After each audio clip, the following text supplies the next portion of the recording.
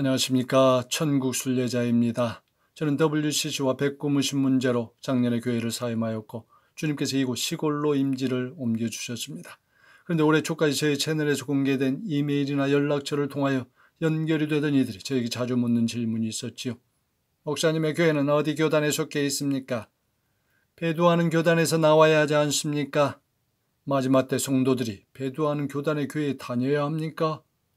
마치 자신은 진리에 속해 있고 거룩한 공동체에 속해서 사는 양, 목회자인 저에게 초면에 전투적이고 도전적인 질문을 던집니다.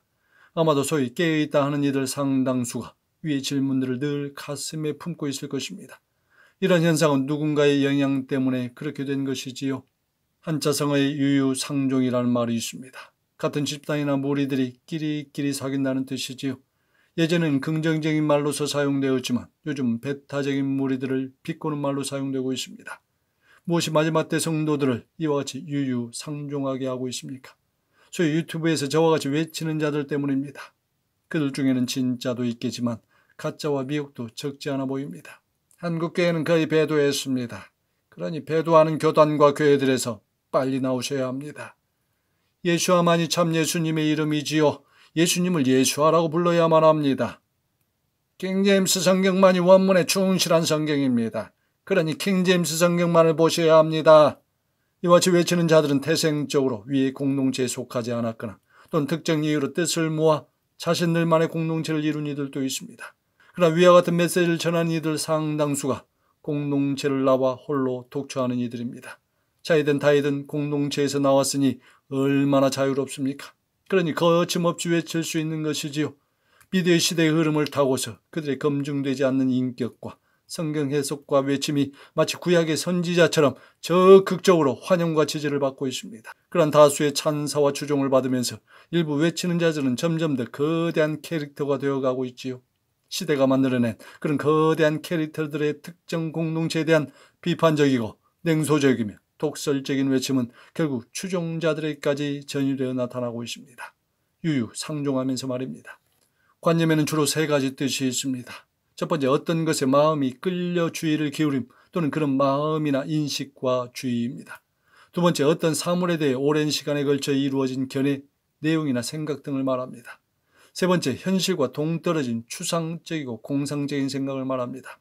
이를 요약하면 관념의 특징은 대부분 지적인 생각 속에서 이루어지는 것들로서 현실과 현장의 상황은 잘 고려되지 않는 의미를 가지고 있습니다. 이런 점에서 현실과 현장의 감각이 없는 요즘 이슈가 되고 있는 소위 외치는 자들의 내용에 대하여 잠시 분석해 보겠습니다. 먼저 배도하는 교단과 교회에서 나와야 한다고 주장하는 자들의 외침에 대해서 생각해 보겠습니다. 이런 주장을 하는 자들이 자주 사용하는 구절이 요한계시록 18장 4절입니다. 내 백성아, 거기서 나와 그의 죄에 참여하지 말고 그가 받을 재앙들을 받지 말라. 이 구절은 요한계시록의 시간 전개상은 7 대접후에 일어난 사건입니다.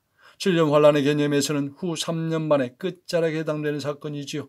이 땅에서 남겨진 자들이 짐승인 적그리스도의 제재 속에서 종교 통합과 우상 숭배가 가혹하게 행해질 때에 구별된 삶을 말하고 있습니다. 그러므로 이 말씀을 지금의 시대에 무작위로 사용하는 것 자체가 넌센스입니다. 그리고 교인들을 무교회주의, 가정교회, 제일주의로 이끌고 있습니다. 여러분, 신천지를 비롯하여 이단들이 자규적인 성경 해석법을 사용하여 교인들을 잘못된 길로 인도하는 경우가 얼마나 많습니까? 생각해 보십시오. 만약 우리들이 각종 배도의 형태를 모두 감안하여 특정 교단에 속해 있는 교회들에서 모두 떠나야 한다면 요즘 시대에 남아날 교회가 어디 있겠습니까? 그리고 참 신자가 없는 주님의 몸된 교회는 누가 개혁을 이루어 가겠습니까? 주기철 목사님이나 손양원 목사님을 보십시오. 교단 차원에서 신사참배를 결의해서도 그분들은 끝까지 하나님 앞에서 순결함을 유지하며 순교의 순간까지 성도들을 진리의 길로 인도하였습니다. 다니엘과 세 친구들을 보십시오. 피할 수 없는 포로의 신분인 바벨론 제국의 삶에서 죽지 않고 편하게 살려면 우상의 제물을 먹고 금신상에게 절해야 하는 상황에서도 그들은 끝까지 신앙의 절개를 지켰습니다. 귀 있는 자는 들으십시오. 에스겔 18장에 보면 신포도의 비유가 등장합니다. 당시 유대 사회에서는 아비와 아들의 책임 연계를 말하는 속담이 회자되고 있었습니다. 곧 아버지가 신포도를 먹었으므로 아들에게가 시다는 것이었습니다. 이는 조상들의 죄의 책임을 당시 유다 백성들이 담당하고 있다는 의미의 속담이었지요. 즉 유대 백성들은 자신들이 당하는 고통의 원인이 그 조상들의 죄에 있다고 전가함으로써 자신들의 무죄함을 주장하였습니다. 이에 하나님은 먼저 그러한 속담의 진실성을 부정하시고 영혼의 독립성에 근거하여 심판의 개별성을 천명하십니다. 그리고 20절에서 이렇게 말씀하시지요. 아들은 아버지의 죄악을 담당하지 아니할 것이요 아버지는 아들의 죄악을 담당하지 아니하리니 의인의 공의도 자기에게로 돌아가고 악인의 악도 자기에게로 돌아가리라. 한 가지 예를 더 들어봅시다. 열왕기 14장에 보면 분열 왕국의 남유다 9번째 왕이었던 아마샤는 자신의 아버지를 죽인 신복들을 죽였습니다. 당시의 관습상 배신한 신복의 자녀들도 죽임을 당해야 하지요. 그러나 아마샤는 신복의 자녀들은 죽이지 아니합니다.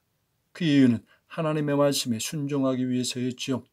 곧 여호와께서 명령하여 이르시기를 자녀로 말미암아 아버지를 죽이지 말 것이요 아버지로 말미암아 자녀를 죽이지 말 것이라. 오직 각 사람마다 자기의 죄로 말미암아 죽을 것이니라.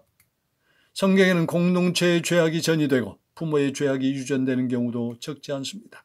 그러나 성경의 전체적인 문맥에서 이 예를 보면 각 공동체에 속해 있는 개개인이 하나님 앞에서 어떤 진실된 행위를 하느냐가 그 영혼의 생사화복을 좌우합니다. 그러므로 작금의 시대에 성도들 입장에서는 어떤 교단 차원에서의 결의에 집중하기보다는 각 개교의 차원에서의 담당 목회자의 입장과 행동 양식에 따라서 선택하는 것이 바람직합니다. 물론 이를 통하여 교회를 떠날 수는 있어도 그것이 무교의 주의자가 되거나 장기적인 독처하는 신앙생활을 즐겨야 하는 것이라면 매우 안타까운 선택이 될 것입니다. 그러한 선택은 자칫 주님의 몸된 교회를 떠나 거짓과 미혹의 바다 한가운데서 유리방황하며 사탄의 또 다른 술수에 빠질 수도 있기 때문입니다. 어차피 휴거의 사건이 발생하면 참과 거짓은 분명히 나눠집니다. 휴거 후 남겨진 자들의 20가지 행동 지침에서처럼 그때는 이 땅에 남겨지게 되면 선택의 여지가 없이 각자 토생해야 합니다.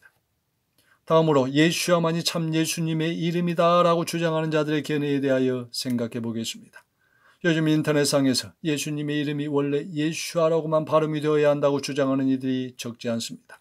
이러한 주장 역시 특정 관념에 치우친 주장인데요. 여호수아 1장 1절에 눈의 아들 여호수아는 히브리 성경에서는 예호수아입니다.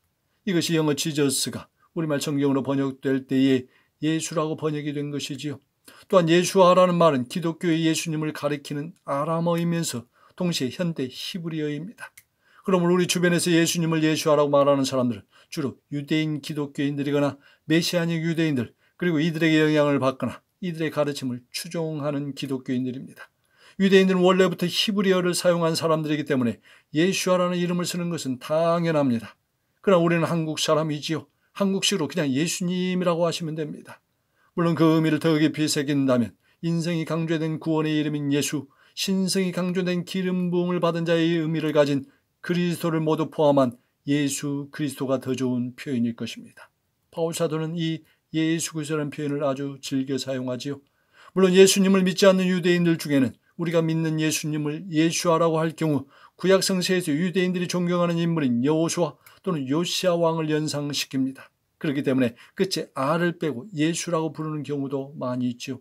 이때 예수는 비아냥과 조소가 담긴 의미입니다.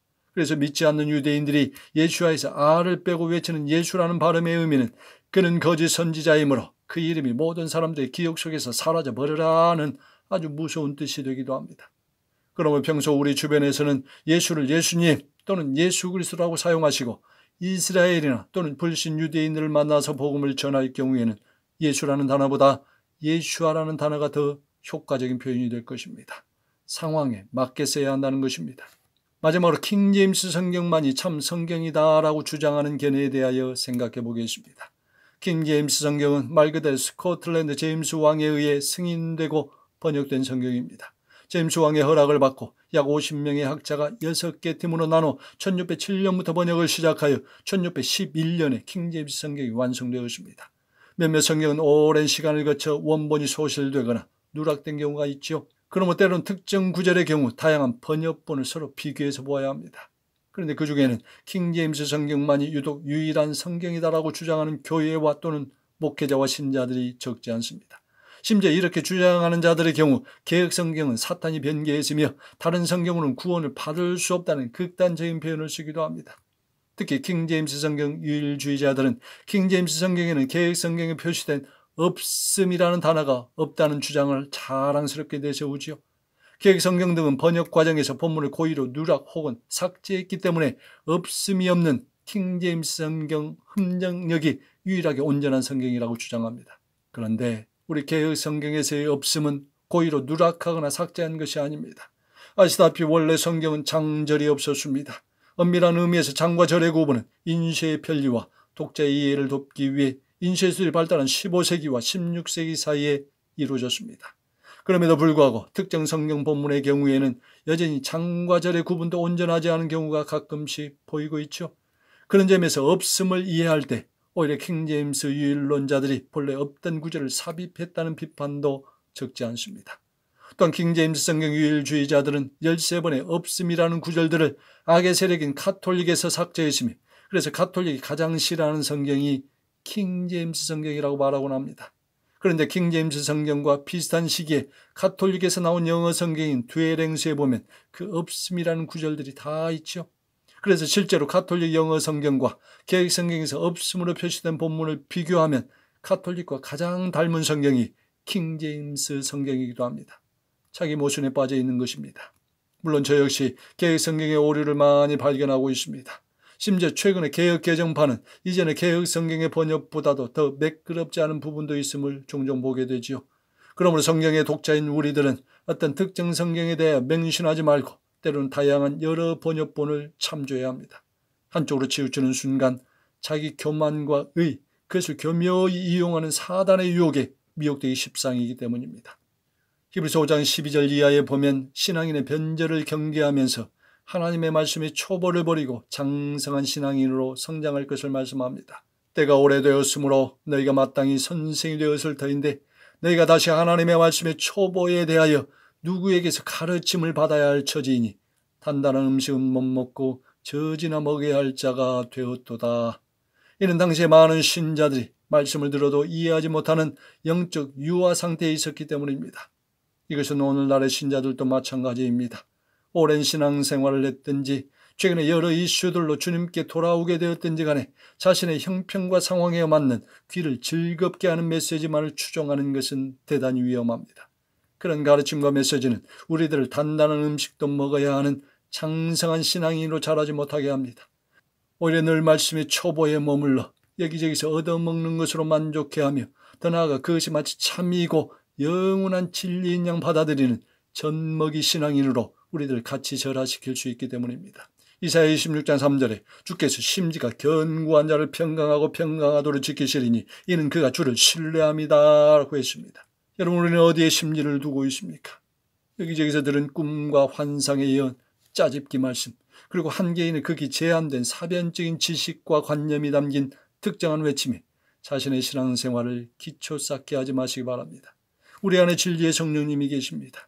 우리 주님께 심지를 견고하게 두시고 풍성한 말씀과 깊은 기도의 자리로 가면 웬만한 것은 다 깨닫게 해주십니다.